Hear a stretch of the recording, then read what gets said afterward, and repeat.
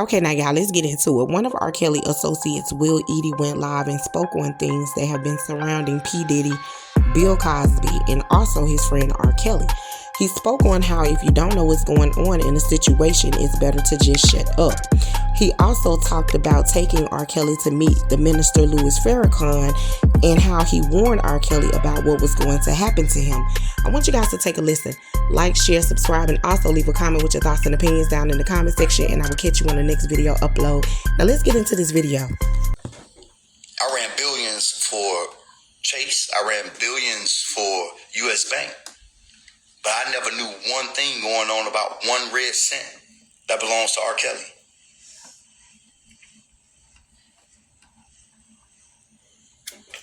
That was his business. It didn't matter what my expertise was. It didn't matter that everybody else said you should probably let Will manage your money. It didn't matter. He's a grown man, and he made his decisions to do business with who he wanted to do business with. And because I was never around him or thirsty for no money, I never asked him to let me run his money. If U.S. Bank and if J.P. Morgan Chase were paying me top dollar to do what I was doing, to manage and protect and grow their money, I could do it for anybody. But that was his choice, and I respected his choice because I had no ulterior motive. So I've never known anything going on about his money. So, as it pertains to this P. Diddy situation, he has been charged, yet to be tried. They denied him bond. I just began to scratch my head because what my experience has been, when they deny you that bond, they have no intention of you getting out unless you win your trial. They're going to make it as complicated as possible for him to meet with his attorneys and to build whatever strategy or build their defense or whatever. Because the state, not the state, the federal situation, the feds got all the resources and all the time in the world. So, and whatever he's guilty of, he's going to have to pay the price for that. We all do. Me, you, R. Kelly, P. Diddy, the Apostle Paul, Barack Obama, your mama, whoever. We all have a price to pay for the sins that we commit. And so, whatever he's charged with, whatever he's guilty of, it's going to all come out. And it's going to all come out.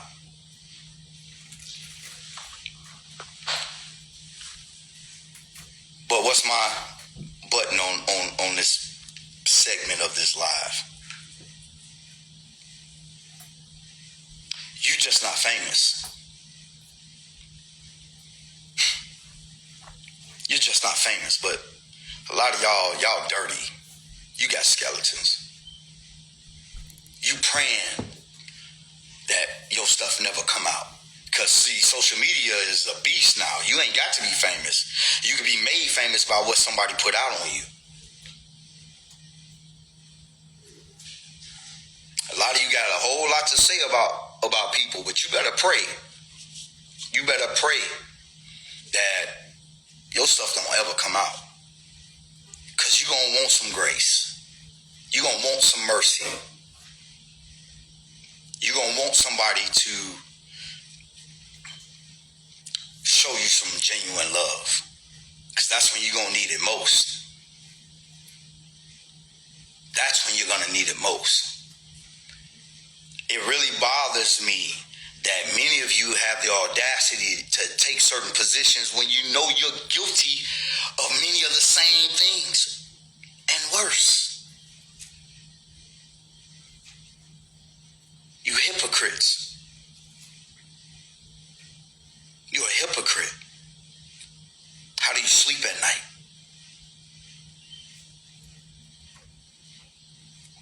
This is how I'm going to end this segment.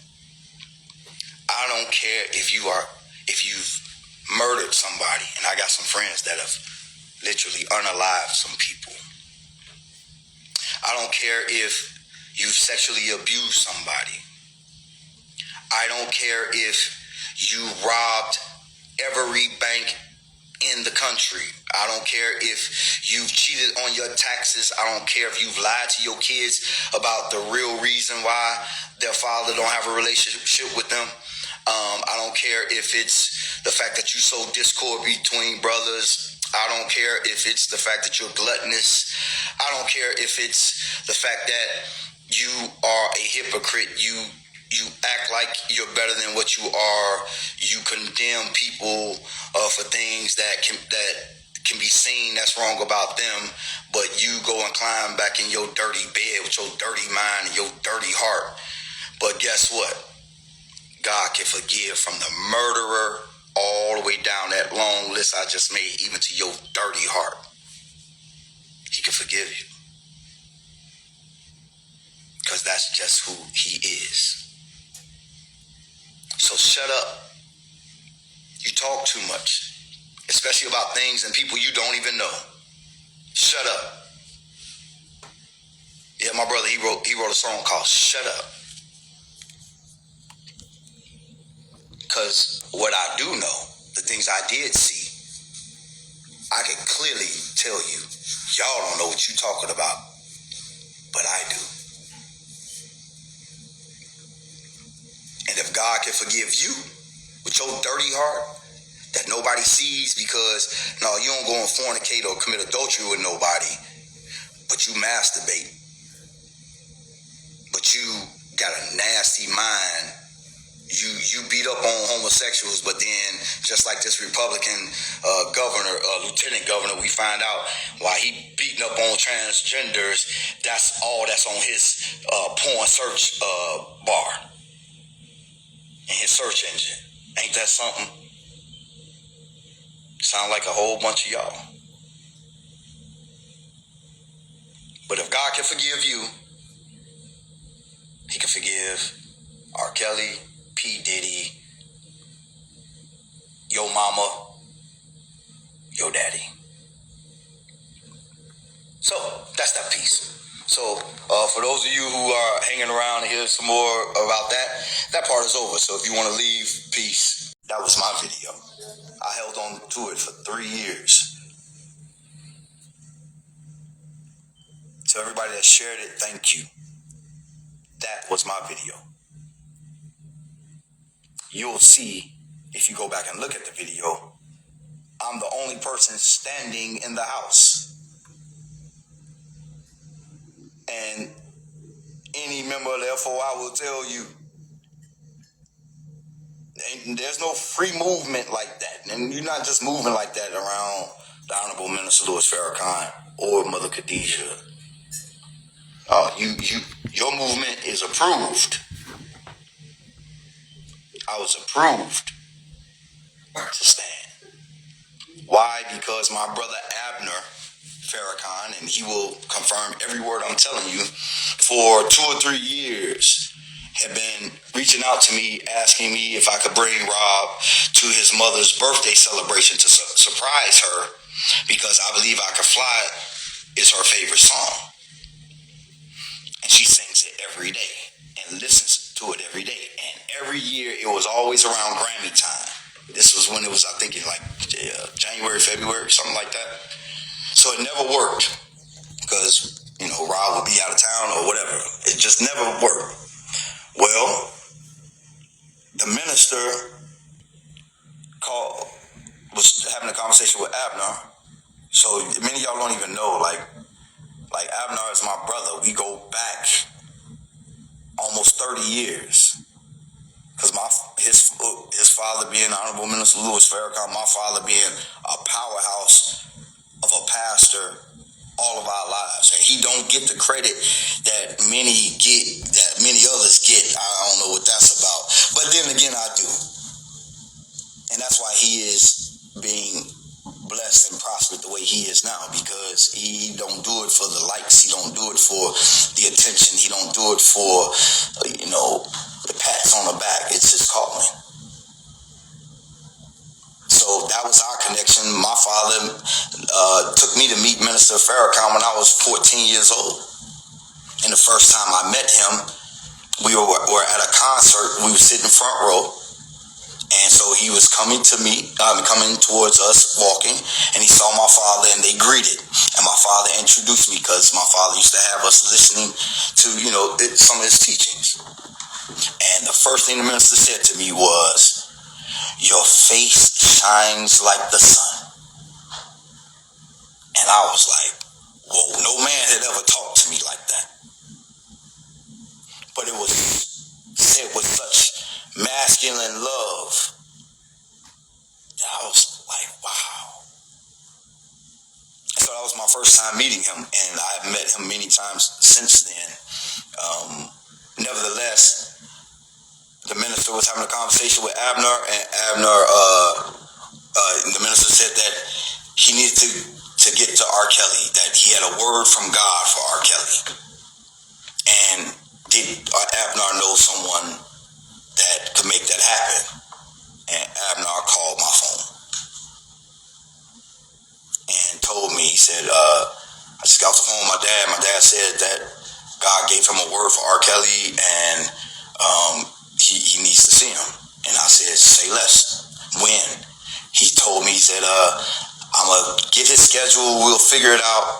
I'll get back to you. I'm going to have to run, find out what his schedule is, so on and so forth.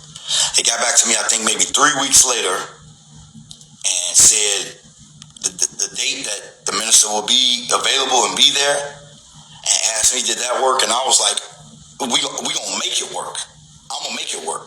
And so I told Rob, and I was like, I met him at the studio, because I called him and I told him, I said, hey, I gotta talk to you, bro, about something very, very serious. And he was like, well, what's up? And I was like, I just gotta deliver a message, but I can't give it to you over the phone. I gotta tell you. And he was like, well, is it bad? And I was like, no, relax. It's really good, but I gotta tell you personally, because you gotta know how serious this is. He was like, all right, well, just come on. So got down there, and he was eager to find out what I was talking about. And I said, the minister's son, Abner, called me, and Minister Farrakhan said that God gave him a word for you. We gotta go. And Rob kind of took a deep breath. Was like, for real? I was like, yeah. He was like, he said, God gave him a word for me? I was like, yeah. And we gotta go. He was like, all right, when? And I told him, and I said, bro, I don't care what I gotta do. We cannot not go to this meeting. We cannot be late for the minister. Like, there's no way. We cannot be late. All right, so, because Rob, he's on the opposite side of the world. While y'all sleep, he's up. And while, he's up, y'all sleep.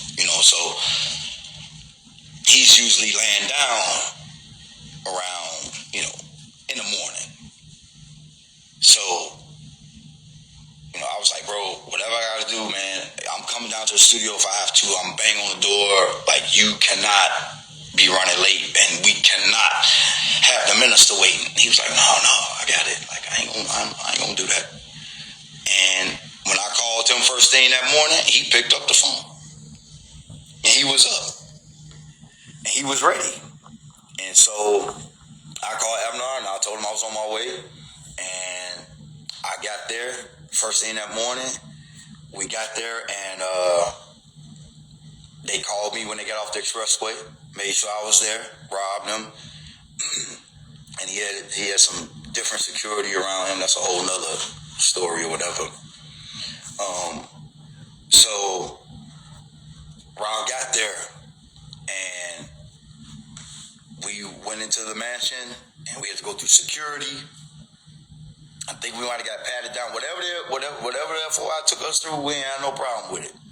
I mean, because he has security, so we understood. And just the minister, man, whatever y'all tell us to do, we're going to do it. So we went through security, and we were waiting, and they gave us all a pair of white socks. We all had to take our shoes off. They gave us a pair of white socks, and I cannot find my socks to this day, man. Like, I was trying to keep them socks forever. That was a momentous time. I actually stood on some holy ground. Like, it was amazing to be in the home of the Honorable Minister Louis Farrakhan. Like, I've had the opportunity to be with him out socially, but to be at his home, I was honored. So we all went in, put on our socks. I call them Farrakhan socks. I wish I had them. And we were in like this big, beautiful foyer or like, living room. I don't know what you call it in the mansion. I'm gonna have one, so I'm gonna find out. But we were there, and next thing you know, I think we heard this ding, but it was almost like the minister just appeared out of nowhere. And there he was. And we sat there. He talked to us for like 4 hours, told us everything that was about to happen. Everything that we went through, everything that I went through over these past 5-6 years, he told us sitting in his living room what was about to happen. The minister did. Minister Louis Farrakhan told R.KELLY. He asked him one question: "My brother, do you own your masters?" And when Rob said that he had just found out that he never did, the minister dropped his head and said, "My brother, do you not know they did this to Michael and they did this to Prince? They are about to try to kill you. And if they can't kill you," he pointed to me, he said, "they're going to try to kill him. And if they can't kill him," he pointed to another brother, "they're going to try to kill him. And they're going to try to kill everybody around you until they kill you, whether dead or alive." And then he told him, he said, "I don't know if you're going to, he said, whatever this process is about to be," he said, "I don't know if you're going to do time. I don't know if you're going to go to jail." But what he did tell me was, he said, "If you do go, you'll be fine." And kind of gave him that look like, "You understand?" Like, and he even said that he told Bill, when he was referring to Bill Cosby, he said, "I told Bill the same thing, don't worry about nothing." So, real stories, stuff y'all learn and you never knew. But those of you who talk too much, that's your problem, you talk too much. But you won't never talk like that in most people's face that you're talking about. So you should shut up. But to everybody else that true love, real love, man, love y'all. Support the Will EADDY Show. Support PKO, Pastors Kids Only.